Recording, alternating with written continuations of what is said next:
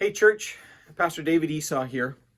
So how are you and the church responding to the COVID-19 crisis?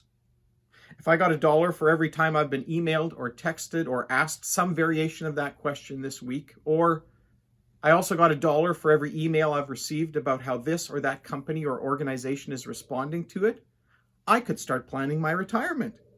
But I'm not. The question and concerns expressed are important. With the current global health crisis and the resulting social and economic turmoil, many are finding themselves immersed in new and disturbing levels of uncertainty. Let's be clear. Panic, as well as carelessness, are both unhelpful and unfaithful responses. As Christians, we do well to remind ourselves that God is our refuge and strength, an ever-present help in trouble. Psalm 46 also gives us not only that rock-solid reminder of where our security and strength are found, it also reminds us of its practical implications. Therefore, we will not fear, though the earth give way and the stock markets fall into the heart of the sea.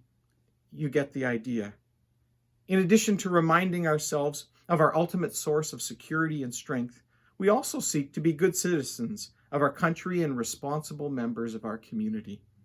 Dr. Bonnie Henry, BC's top physician in charge of overseeing the COVID-19 outbreak in our province, announced new measures this week designed to slow the rise of the coronavirus. The key words are to slow. It won't end the pandemic, but the hope is to make a collective effort to flatten the curve of how many cases are coming to us at one time.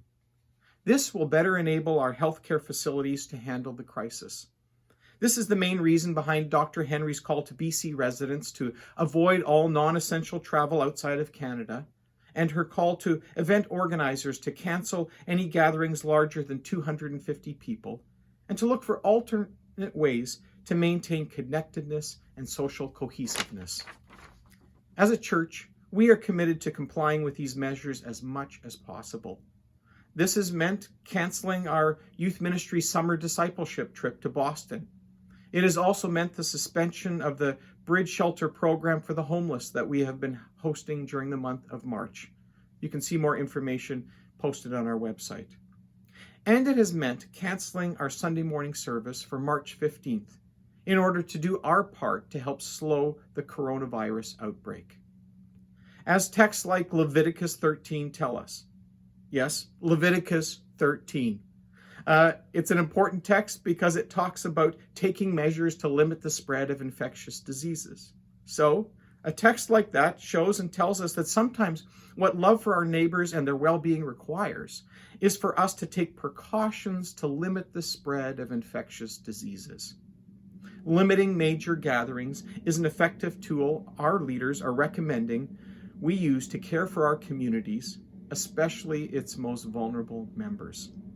As a church leadership team, we will be meeting this weekend to pray and to plan for how we can best respond to ongoing needs of our congregation and community.